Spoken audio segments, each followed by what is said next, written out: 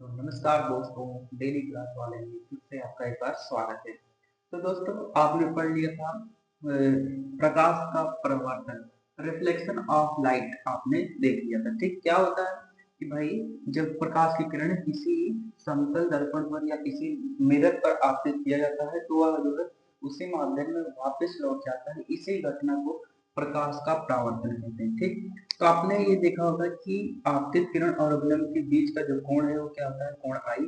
और परावर्तित किरण और अभिलंब के बीच जो कोण होता है कोण आर होता है। ठीक, आई को हम क्या बोलते हैं भैया, कोण आई को हम बोलते हैं आपतन कोण, आपतन कोण बोलते हैं। ठीक है, और कोण आर को हम बोलते हैं क्या, परावर्तन कोण, परावर्तन कोण बोलते हैं। ठीक है, और देखिए ये हमारा क्या है, एक मिरर है। ठीक, चिकनी सतह है। ठीक, तो जो मिरर होता है, मिरर होता है, ध्यान से समझिएगा, मिरर जो है, मिरर और आपतित किरण के बीच जो कोण बनता है वो क्या होता है, जी होता है। जी मतलब क्या होता है, जी मतलब क्या होता है, ग्लांसिंग कोण। जी मतलब क्या हुआ, जी मतलब क्या हुआ, ग्लांसिंग एंगल, ग्लांसिंग एंगल।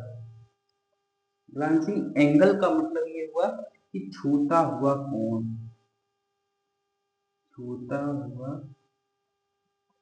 कोण। ठीक, ग्लांसिंग एंगल। ठीक, यानी कि आपतित किरण और मिरर के बीच जो कोण बनेगा वो जी, और परावर्तित किरण और मिरर के बीच जो कोण बनेगा वो भी क्या हो जाएगा, जी। ठीक, और ये बात समझिए, अब अविलंब और मिरर के बीच जो कोण होता है कितना होता है, 90। तो हम कह सकते हैं जो कोण आई है, कोण आई प्लस कोण जी इज इक्वल टू कितना हो जाएगा, 90 डिग्री। तो कोण आई प्लस कोण जी हमारा कितना हो जाता है, 90 डिग्री हो जाता है। यही चीज हम आपको बताना चाहते थे।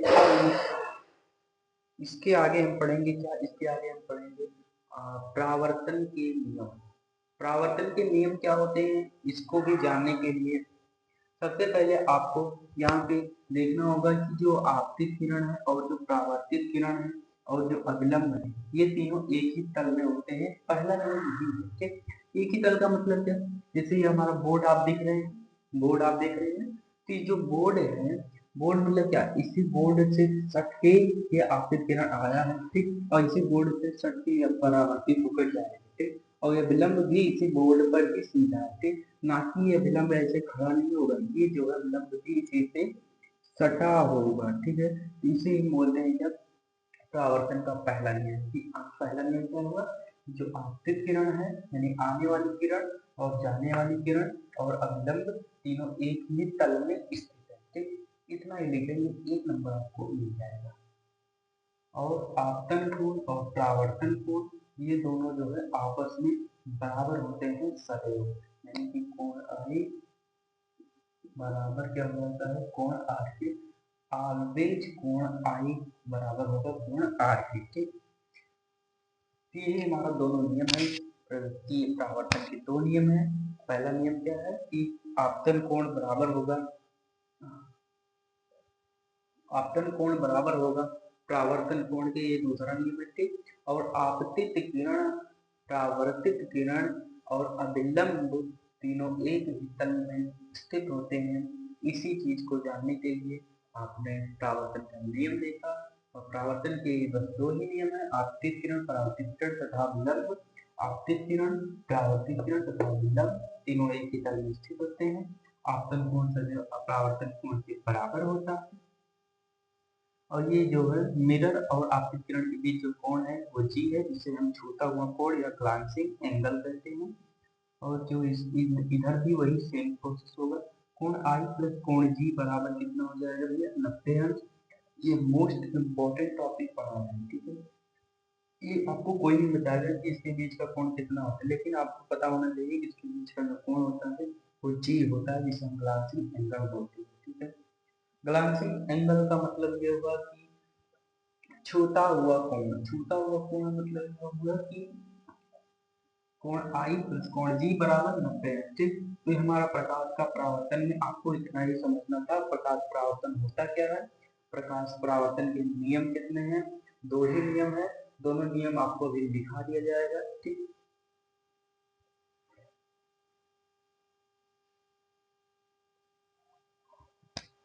तो पहला नियम हमारा जो होता है, फर्स्ट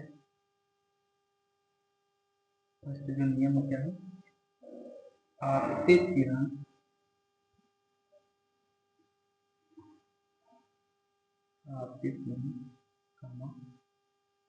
परावर्तित किरण, आपतित किरण परावर्तित किरण तथा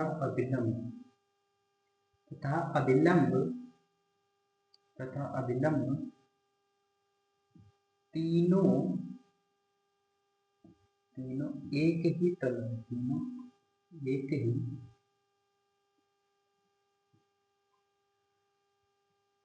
तल में होते हैं। ठीक, this is my first law. ठीक, यानी कि प्रकाश के परावर्तन का पहला नियम यही है कि जो हमारा आपतित किरण है, परावर्तित किरण है और अभिलंब तीनों एक ही तल में स्थित है। पहला नियम यही है। दूसरा नियम क्या कहता है, सेकंड लॉ क्या कहता है, सेकंड लॉ ये कहता है कि जो हमारा आपतन कोण है,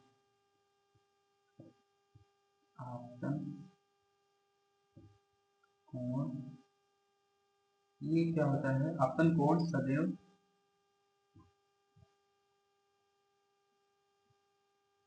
परावर्तन कोण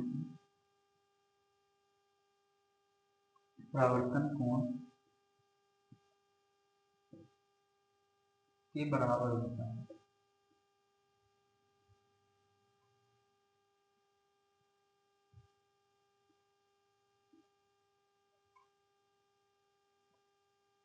ठीक, तो आपतन कोण सदैव परावर्तन कोण, आपतन कोण को हम किससे डिनोट कर देंगे, कोण आई से, कोण आई इज इक्वल टू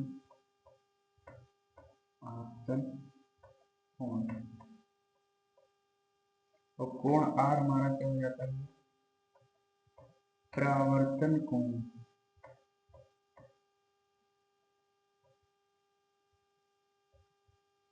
तो नियम में क्या हो गया, जो हमारा सेकंड लॉ है,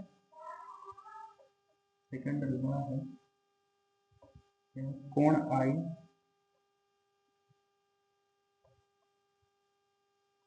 आई इज इक्वल टू कोण आर, ये हमारा दूसरा नियम है। और आपतित किरण, परावर्तित किरण तथा विलंब तीनों एक ही तल में होते हैं, ये हमारा पहला नियम है। ठीक, यही इतना आपको पढ़ना था प्रकाश के परावर्तन में और प्रकाश के परावर्तन के नियम में। बाकी और कुछ आपको ज्यादा देखने की जरूरत नहीं। धन्यवाद।